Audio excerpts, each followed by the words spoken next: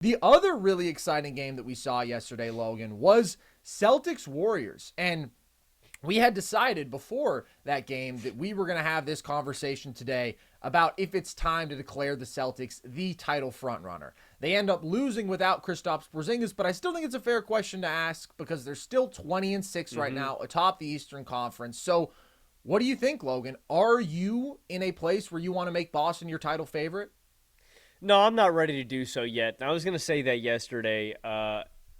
Denver, I'm still not ready to count out. They've been without Jamal Murray. It's record-wise, the Nuggets may not be in the same conversation, but I'm still not ready to dethrone them. I'm still not ready to honestly say that Boston's meaningfully better than Milwaukee or LA. I still think we need to watch a lot of basketball to figure this out. And the reason I say that, Boston does a lot of things right, and I love what they have been able to do defensively. They mentioned it on the broadcast last night. Drew Holiday being able to play this rover role where he's really the team leader on defense, I think is huge. Like,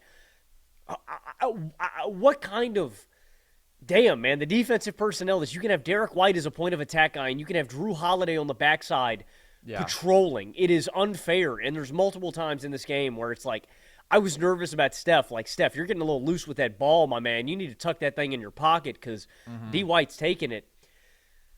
But I'm not ready to do it. And I know they're without Kristaps Porzingis. Their big depth has been shot. I mean, they're playing Neemias Queta, for Christ's sake. Yeah. Shout out Queta. I thought he should have deserved a shot with the Kings. But if the Kings aren't giving a guy a shot in the NBA, that'll tell you about his stock. So I know they were down with the big rotation. This is not the Celtics at full health.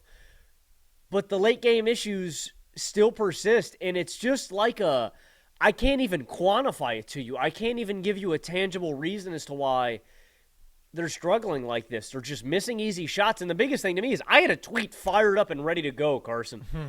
Okay. The Warriors sold this game on the defensive glass. I mean, they could not grab a rebound to save their lives. It was like 7 wide-open shots back-to-back, and it wasn't just that one sequence where the Celtics got all the boards. My dad and I are screaming at the TV, Wiggins, grab the ball. Kuminga, somebody. Yeah. Can we get a rebound? The fact that the Celtics couldn't shut the door like that and they let the Warriors crawl back in that game, the Warriors got their first lead since the first quarter in the fourth. They had a 17-point deficit in the second half. I mean, come on, Boston. That's a game you got to shut the door on. And I know that Tatum tweaked his ankle in the first half too. He might have not been at full health, but he was shaky down the stretch. JB was shaky down the stretch. Horford was shaky down the stretch. And they couldn't grab a rebound. It really felt like the same old Celtics and their same old issues were popping up. Again, I know this is not Boston at full health. I know that everything wasn't perfect in that game, but that is a game that you cannot lose, dude. You got to find a way to shut the door on the Dubs. And again, you let Steph Curry big dog you. In those big stages, that is when the best players need to step up and rise to the occasion. Jayson Tatum has consistently shrunk in those big moments, and Steph Curry rose to the occasion. He stole their thunder, put them to bed again. The same old Celtics issues seem to rear their ugly head, and that's kind of the crux of why I'm not ready to crown the Celtics as my favorite out east or in the NBA for that matter. Yeah, I don't want to overreact to this one game or even say that it's like the best example of the Celtics crunch time issues because I did think that they generated some pretty good looks. I mostly liked the process of Tatum really aggressively hunting Steph on those switches, and even though it didn't necessarily result in a bunch of Tatum buckets down the stretch, it forced the defense to dedicate multiple defenders to Tatum. Steph tried to recover to a guy who's more comfortable guarding. That creates open looks for great shooters like Derek White. Like, I still think that Boston can commit more to driving downhill, to hitting the paint in general in those clutch situations. They really do tend to rely on a lot of threes. But at the end of the day, they got some open shots. They missed some open shots. They got some open shots around the rim, especially you mentioned those second chance opportunities, and they just missed a lot of them. And Steph went on this spectacular shot-making display. There are issues with their clutch offense that I think are legitimate, even maybe that last night's performance didn't epitomize. Like, they are 23rd in turnover rate in clutch situations still this year, and we have seen that Tatum and Brown can get tripped up as ball handlers in those situations, and they're 30th in pace in the clutch. And I think you really felt that yesterday. They just grind to a halt. And they aren't great in those more stagnant situations. They're pretty darn good. It's not that they play with crazy pace in normal situations, but I mean, when they are moving down in the open floor and they have good athletes and they have great shooters everywhere and it's a very spread out look, like they're really exceptionally dangerous there. And when you force it more into, all right, Tatum running pick and roll and maybe a pull-up three is the look that he's going to take, that's just not great. And that is the one thing that I will continue to harp on with Jayson Tatum. Overall this year, I think he's been a bit better than last year because I think there's a couple of subtle but important improvements that he's made. I think he's a bit stronger, a bit more physical as a driver. He's been a lot more willing to attack in post-up situations and weaponize those physical advantages, and he has been excellent there. I think 88th percentile efficiency on post-ups, and he has reintroduced the mid-range game partly out of those post-up actions quite effectively. He's shooting 44% from mid-range on higher volume, and it's just very valuable for him to have that versatility as a scorer to where he's not overly predictable, and if he's bricking pull-up threes, he doesn't have a counter. But our friend Jayson Timpf tweeted out a great stat last night.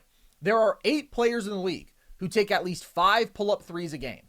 They all shoot 35% or better on those looks, except for Tatum, who was below 30%, and he was below 30% last year too. And I went and checked. That was the lowest percentage of any of the top 30 players in terms of pull-up threes attempted last year. And we've just seen too many times where he resorts to that. And again, last night isn't like the ultimate example, but on that final possession against Jonathan Kuminga, he does it. He takes a brutally difficult pull-up three instead of trying to, again, drive and at least force the defense into rotation and to help. It's just stagnant, and he's not good enough at those shots to justify it. He's not Kevin Durant. He shoots under 30% on pull-up threes. It's not good clutch offense. He has to consistently weaponize those physical advantages. And Drew Holiday, as good as he has been playing his role, some people thought that he would be a solve there, and he's just not at all. And we knew that based on what we'd seen in terms of his struggles offensively in Milwaukee, right? He's just not a seamless creator in those situations, but his offensive role has been smaller than I even could have expected.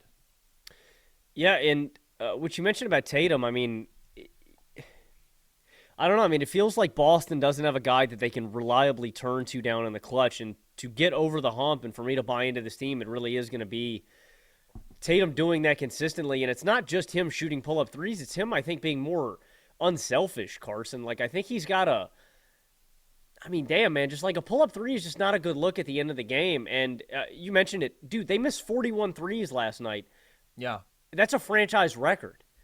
They missed 20 looks in the paint. Like, it's just, it's frustrating. And I think late in games, like you said, dude, I mean, you got to move the ball. If it's more ball movement, if it's passing, I just think Tatum has a tendency to kind of go ISO mode a little too heavy and think, I got to take this shot. And I don't know if that's the, Kobe Mamba mentality in him. He's thinking, I got to put it up because I'm my team's best player. But, he should be looking for the best shot.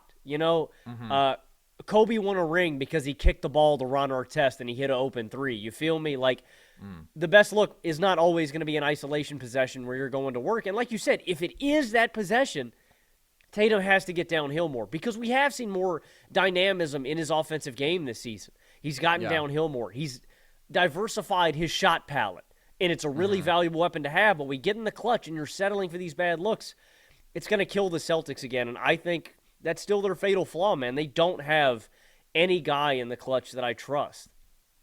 Yeah, I don't know if I want to totally diminish Tatum because I still think he's clearly a star-level basketball player. He's a top 10 kind of basketball player, but it is a flaw that he has. I mean, dude, I've harped on it as much as anybody. I'm the guy who came out with the book over Tatum take in the offseason, and that was a big reason why. I mean, it's his general offensive predictability and his lack of consistency as a great decision maker, but those things manifest themselves in the clutch when you are in half-court situations, slowed down, the defenses are dialed in, and everything is running through you as the team's best player. So, no, I don't trust him as much as, the top 5 offensive players in the league.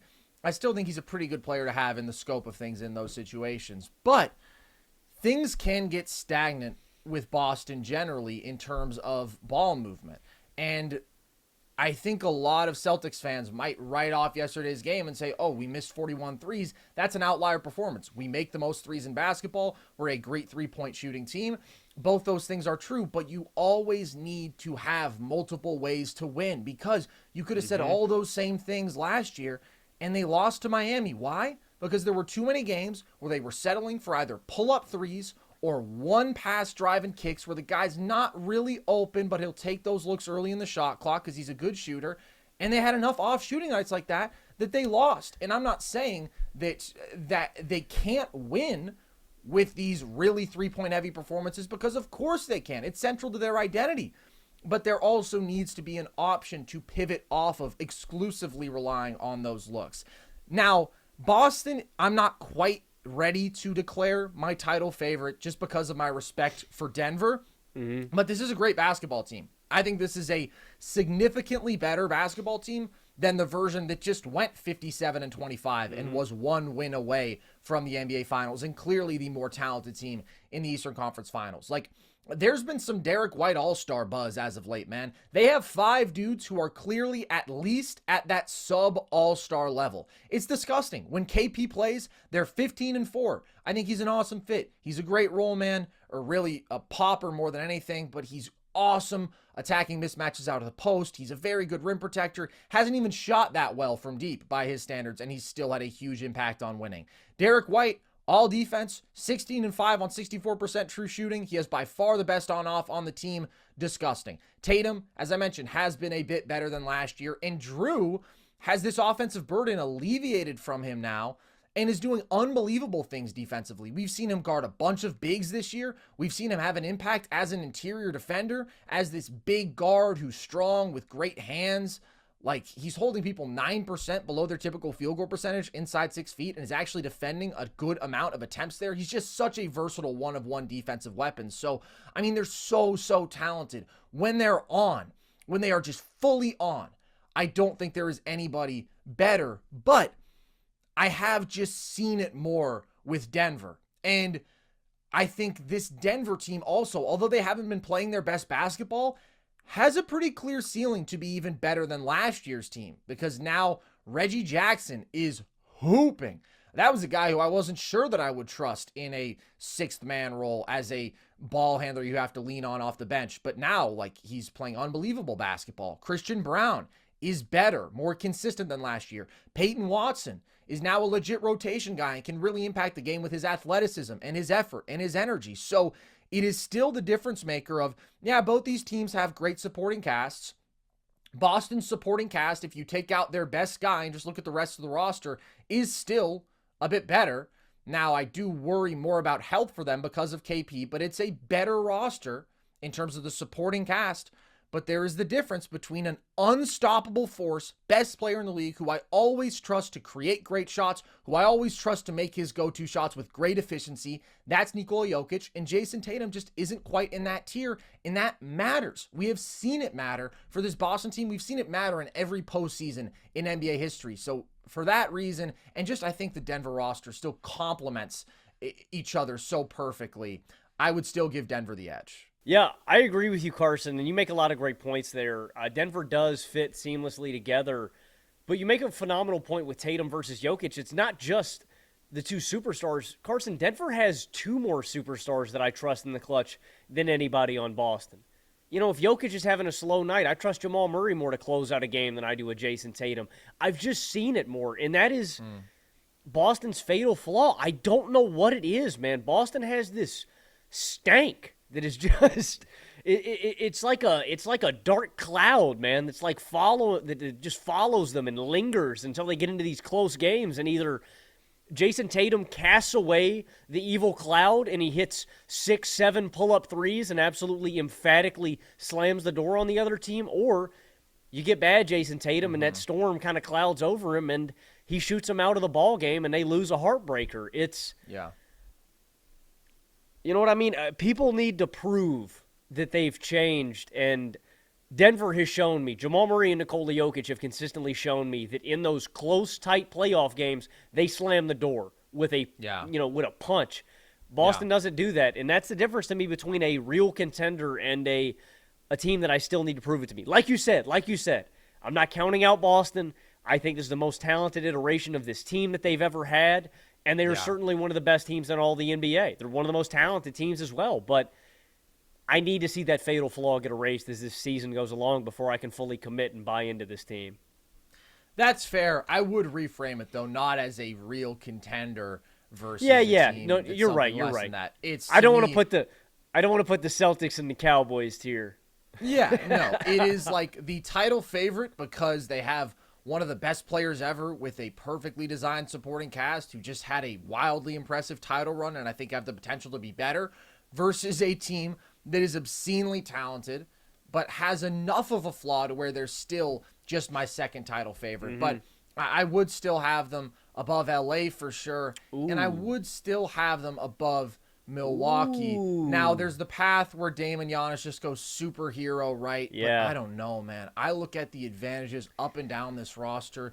This Boston team is so athletic. They have so many ball handlers. They have so many great shooters. They have so many great defenders. Like, this is just a team built in a lab for modern basketball, and I don't want to discredit that and key in on their one flaw and ignore everything else that they're doing night in, night out.